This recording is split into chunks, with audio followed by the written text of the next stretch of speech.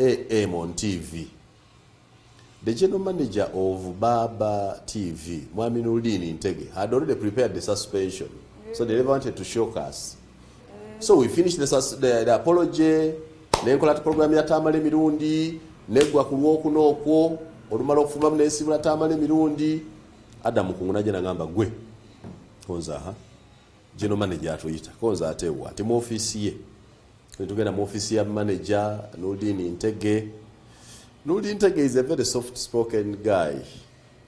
Ye yatuyita tugoba naye ngeri gyakikola mu heriye bite satiric ondooza. Nagamba wekitibwe nnyo Simon Myanga Lutaya. Konze wampa sebo because that's how I normally answer kama bange.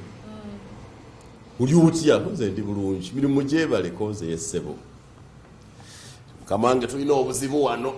Konze ene twera mu katebe Lukia ne Adam. Tulina obuzibu wano buzibu bwaki.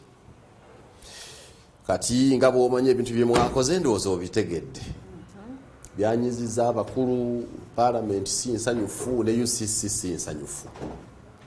Ndugamba nti bagamba ki? First I demanded that they give me a letter that UCC had written. The letter has never been seen. I've never looked at the letter. They have not given it to me. And parliament bagambye nti banyigidde ki? Can I look at the letter of who is complaining and what? Nayo baluwa tebanagipa nanga nti hona le bagenze mu town kuleeta baluwa ezo kuzifuna ya joba wako copies. But for now, kamba sabe mugira muddeka. Nga bwe twetereza. I think Baba TV had intended that the suspension would go quiet. They not wanted to. So for us, we said, since there is no letter, we can't just be on air. So I went to my Twitter account and put, as the first put, and say we have been suspended from Baba TV because of this reason.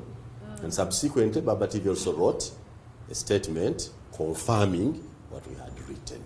That's how it moved. So the apology could not change anything because while we were apologizing, a decision had been made between Mr. Luluno Ntege and Mr.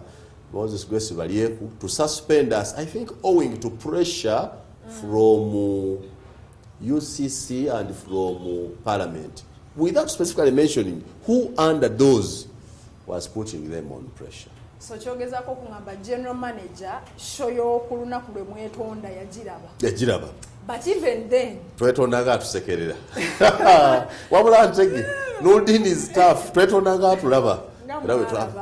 Kyensinga okujjuka kyesirierabira yengeri gyampito nakati owekitiibwa ennyo Simon Myanga Lutaya naye ng'ateekateeka ku ngoba.